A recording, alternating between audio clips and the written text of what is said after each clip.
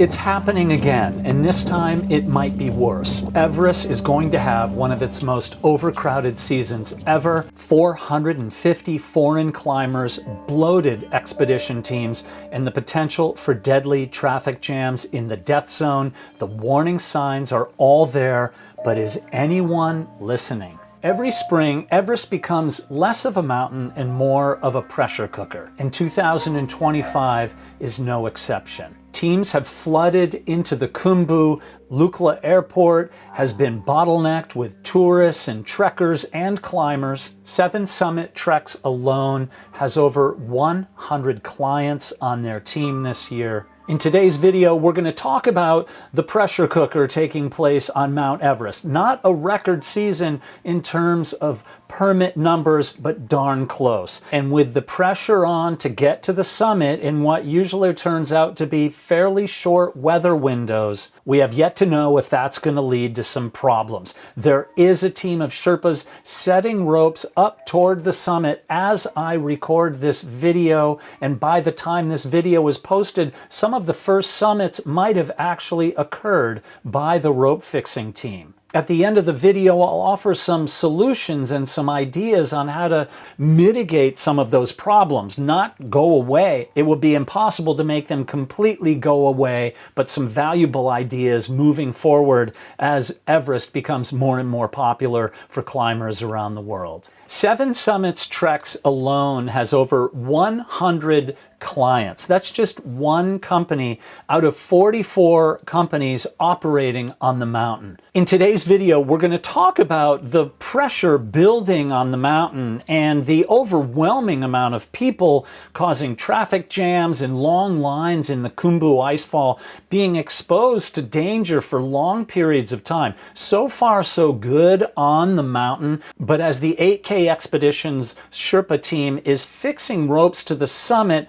supposedly could be done by May 9, where the first ascents could happen, there are going to be hundreds and hundreds of climbers mobilizing to move up the mountain. One of the things to know about climbing Mount Everest is there's a vast amount of work going on behind the scenes. Primarily, Sherpa teams have to move equipment up the mountain so that the clients can use that equipment when they get there. Let's take, for instance, what they need at Camp 4, which is the final spot that they sleep in before they go to the summit. That's at 8,000 meters. Each client is going to need bottled oxygen. They're going to need a tent. They're also going to need fuel and food and their own personal equipment. So if we were to take Seven Summits Treks again, their team alone is going to need more than 1,000 bottles of oxygen delivered to the South Pole. They were going to need 60 tents and also 300 liters of fuel to cook the food and make water out of snow for the clients. And so all the teams, like Seven Summits Treks, are hurrying up the mountain to get that equipment there to be ready for when the summit bids take place. And now, given that the ropes are being fixed to the summit, apparently there is a lot of deep snow and it's going a little bit more slowly than they expected, those teams are going to need to get all that equipment up the mountain ASAP. Historically, the vast majority of summits that have ever taken place on the mountain are between May 18th and May 22nd. However, given that the ropes might be fixed to the summit almost 10 days in advance of that, there could be a broader window of opportunity for all those climbers to get to the top. If you look at some of this footage in the icefall, it's easy to see how when a bunch of climbers are moving their way up the mountain, that things slow down. They bottleneck. This is just in the Khumbu icefall at a steep area where some climbers are trying to come down and a bunch of climbers are trying to come up. This is not a good situation, especially if there could be a serac that fell, gigantic blocks of ice. That's a dangerous situation. And last year in 2024, of those teams that were trying to get to the summit, if you will recall, the cornice that collapsed very close to the summit, where 6 climbers were catapulted off of the cornice, 4 were affixed to the lines, 2 people disappeared, gone forever, never to be found, 3,000 plus meters down the east or Kangshung face of the mountain. Hey, I just want to jump in here and say thank you to the sponsor of this video, Rocket Money.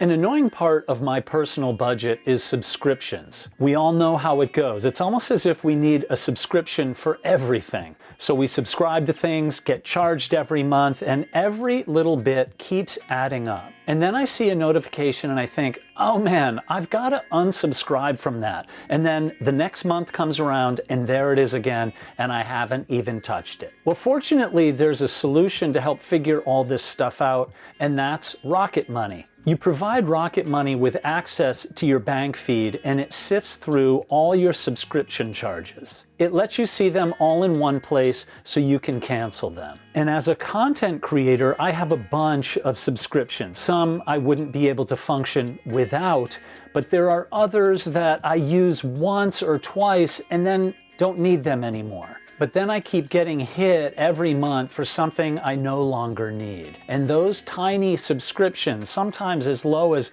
$3, they keep adding up. So with Rocket Money, you see it all in one place, and it saves me time trying to figure out how to cancel the subscriptions. Another cool thing that they do is they help you negotiate how to get your bills lowered, like internet, where if you could get a lower rate on your monthly charges, Rocket Money knows how to get that number down, and if possible, will help you negotiate the best possible rate. Subscription cancellations, negotiating your bills down, and it even analyzes your finances with insights that it sees within your spending habits. You set a budget and the app lets you know if you go over. With all its premium features, Rocket Money has saved their customers up to $740 a year, processing over 500 million in canceled subscriptions. That's insane. If you want to save money, you can try Rocket Money for free. If you go to the link in my description, it's rocketmoney.com/Everest Mystery.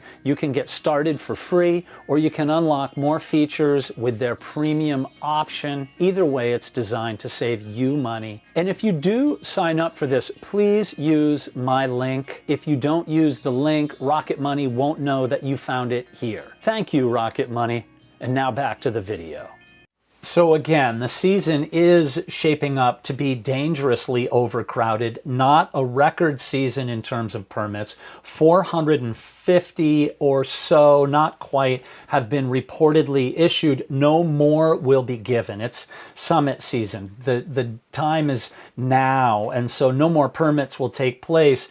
But with those 450, let's use that as the number, each of those climbers will have at least one Sherpa or high altitude guide or porter with them. So you can at least double and then some that number. So let's say 1,200 climbers will be endeavoring to move up the mountain looking for their opportunity to get to the top. So who is going to summit the mountain first? Now, there's 44 teams, as I had mentioned. The smallest of those teams might be an expedition outfitter with literally just one client, all the way up to 7 Summits Treks, who has well over 100 clients. And so what it really comes down to are the Sherpa teams establishing those camps up the mountain, ferrying the food, fuel, tents, and the oxygen bottles. There's a lot of work for the bigger teams,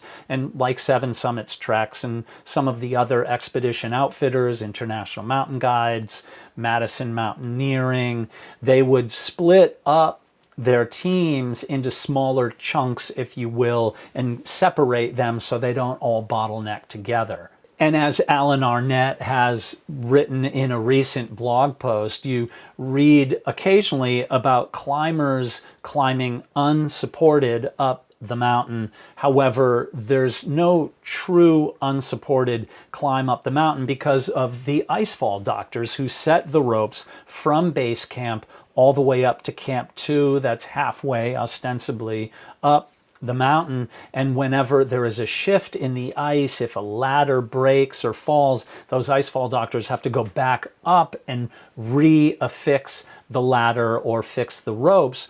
From Camp 2 to the summit, 8K Expeditions is in charge of the ropes that will go all the way to the top of the mountain. Ben Ayers of Everest Live, who I've had on in an interview in a recent live stream, has said that traditionally the majority of summits on Everest happen on the dates between May 18th and May 22nd. Hopefully this year the weather will be pleasant and mild. Apparently there's a lot of snow falling and there are monsoon rains falling in Kathmandu, which is very early for the season. So we have yet to know if those monsoon rains move northward up into the Himalaya, creating snows up in the higher altitudes. Crowding in the icefall regardless will be absolutely insane. Check out again this footage that was posted on Everest Live by Ben Ayers. It was filmed by the SPCC rope team, the Sagarmatha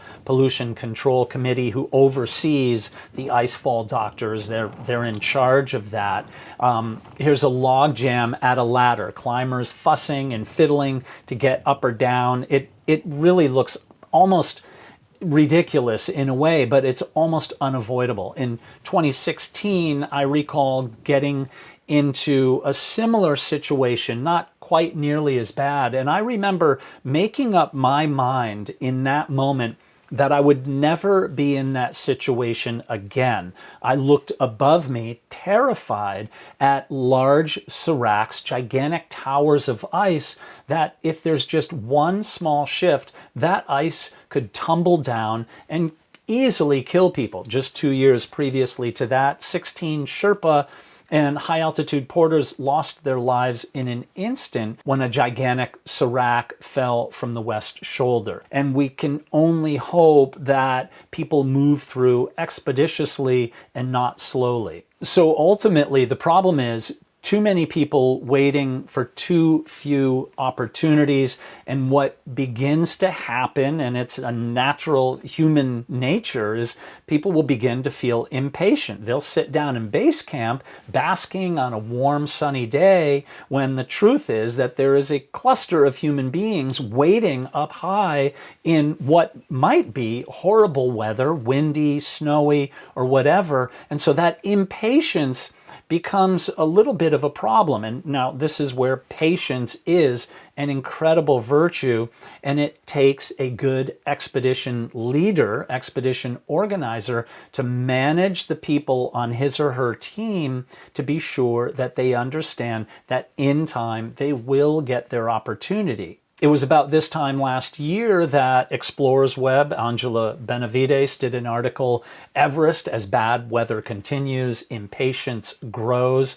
It was a very difficult time as people waited and waited impatiently down low for their chance to get to the top. This does lead to dangerous situations, and it puts everybody in a predicament, and lives could be lost. It's almost inevitable that someone will lose their life. Now, even on a good day, conditions could become tense. Here's some interesting footage from Alex Abramov's Instagram channel. Imagine in this situation if the weather turned ugly and somebody was hurt needing to get down that ladder. Now, I have said in previous videos that traffic jams don't happen every day on Mount Everest. However, we all love to see and scoff at and shake our fingers looking down our noses at these traffic jams. How could these crazy people do that? But when your chance is up, you typically go for it. Need we look any further than 2019, this iconic photograph taken by Nimsdai on the south side of the mountain. And then in 2024, the terrifying cues on the Cornice Ridge, very, very close to the summit. People standing still, gathering together, creating more weight on the corniced edge of the snow, which ultimately collapsed 2 climbers, a person from the UK and a Sherpa, disappeared, never to be found. And it was a devastating accident, and people were powerless to do anything about it. So the deaths that happen on the mountain, and Alan Arnett talks about this, we all understand it, those of us who follow the mountain, the deaths often happen due to delays, the cold, and running out of oxygen, which is another big issue on the mountain. So if there is a delay, your oxygen is more likely to run out. So real quickly, what is driving this? The profit motives of large and small outfitters. Hey, if you're in the business of guiding people up Everest, you want your clients. You cannot shame anybody for doing that. 7 Summit Treks having more than 100 people on their permit this year, they offer a very cost-effective way for a climber to get up the mountain. And then even some of the small outfitters as well, who cater more individually to a person looking to make their way to the top. Now, right now, Nepal has instituted very lax permit regulations. You need 0 qualifications to get a permit other than this year, the $11,000 it costs to buy that permit. Next year, 2026, those permits will jump $4,000 to $15,000 per person. That's just for the piece of paper that gives you permission to climb on the mountain. And with that, with those lax permit regulations, there's a lot of very inexperienced climbers on the mountain, and they won't be much more experienced after the expedition either, because almost everything they need to do is being done for them, from clipping into the rope, tying a figure-8 knot onto their harness, putting their crampons on, the whole deal. So if it appears that the highest mountain in the world is broken in certain times of the year, this being May when everybody's going there, it is not beyond repair. So here's a couple of ideas on how to mitigate some of those problems. 1, there should be stricter experience requirements for a climber to get a permit. Nepal has proposed saying that future permits would only be given to climbers showing that they had climbed 7,000 meter peaks or above, so they would need that experience. 2, teams should work together, meeting in base camp, having frequent, weekly, or every couple of days, or during summit season, every single day, those teams should be coming together, the leaders of those teams, to carefully plan out summit rotations so as not to clog the mountain with all of them going at once, grabbing what they can, racing to get ahead of others. Now, granted, this is a big task, 44 teams. I don't know how you would get a tent loaded with 44 expedition leaders and their co-leader to figure this all out. But there should be a way for those expeditions to work together, to plan it out, and have some expedition leaders step forward to say, hey, we'll step back, we'll let the mad rush go first and wait for later summit windows, which to me, I always felt that's the safe way to do it and the smartest way to do it. While this wouldn't necessarily mitigate or stop there from being traffic jams or problems on the mountain, the one suggestion in addition to that would be much stricter regulations of commercial expeditions and fines given to those teams who break the rules, whether they be environmental rules, not taking their human waste and garbage back down the mountain. There are a lot of teams who have been known to leave